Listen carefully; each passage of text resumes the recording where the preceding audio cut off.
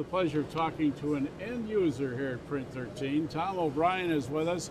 Tom represents Acculink out of Greenville, North Carolina. And we're talking about your connection with HP and the fine people there, and what Acculink does and what HP has done for you in Acculink. Okay. Well, we actually celebrated our 33rd anniversary yesterday. I started the business with a childhood friend of mine as a retail business to consumer copy shop. In the late 80s, because of the equipment that we put in, we began to morph into a print for the trade business, and can't say there was any grand design on it on our part to heading in that direction, but it's what we've morphed into. And for the last 25 years or so, we have been a trade producer serving print brokers and print distributors throughout the U.S. You've purchased the HP Indigo 10,000. Give us an idea, what made you go that route and why Indigo? Well, we've been big believers in Indigo technology for almost 10 years now. I put my first Indigo press in 2003. Prior to the installation of that press, we had no ability to print process color in-house.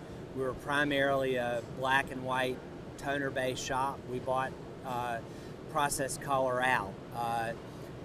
We chose the Indigo because of the ability to run on all kinds of substrates, including synthetics. I think if the standard of quality is if it looks like offset,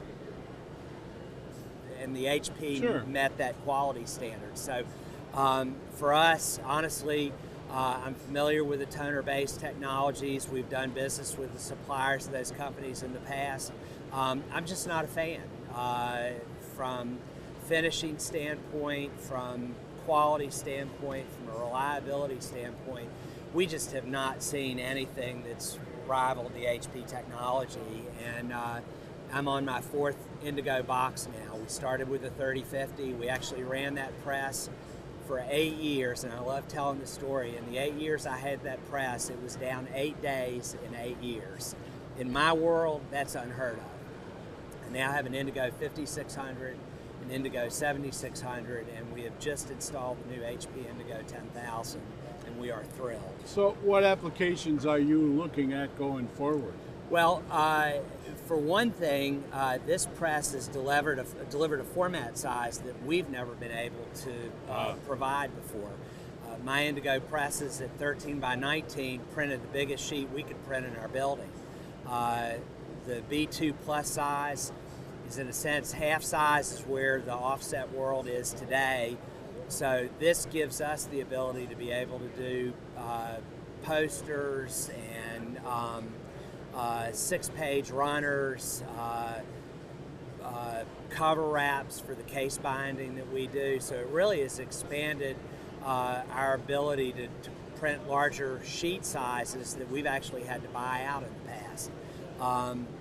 The other thing that it's done for us is the ability to run many more up on a sheet.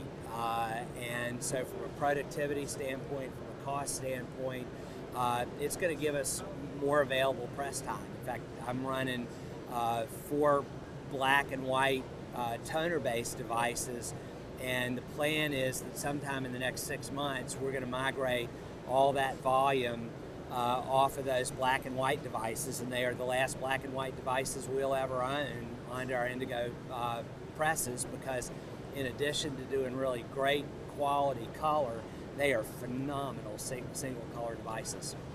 You come to a show like Print 13, you talk to your contemporaries. What kind of feedback do you get? What do you take away?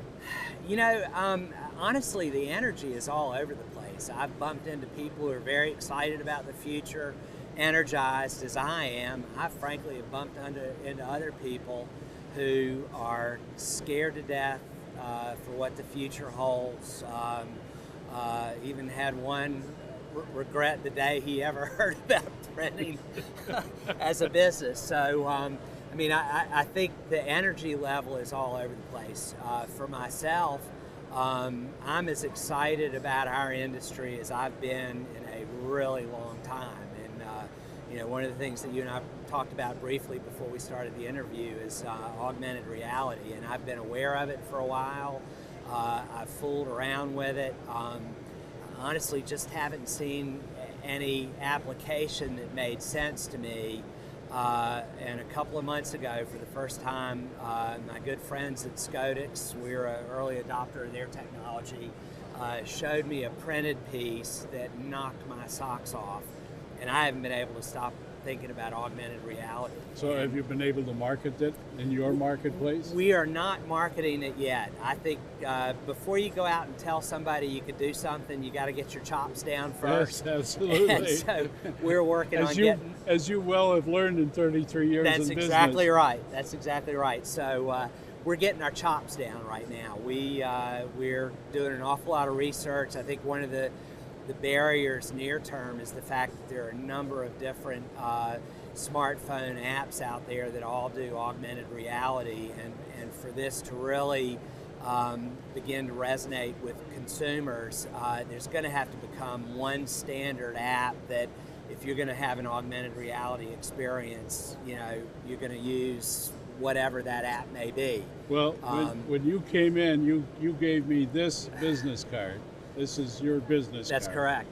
And you showed me through your smartphone that this business card comes alive. That's exactly right. And demonstrated it to me, and it is an incredible, awesome technology. Yeah, it was like you were looking at your computer screen. Absolutely. You could hit a button and phone me, hit a button and send me an email.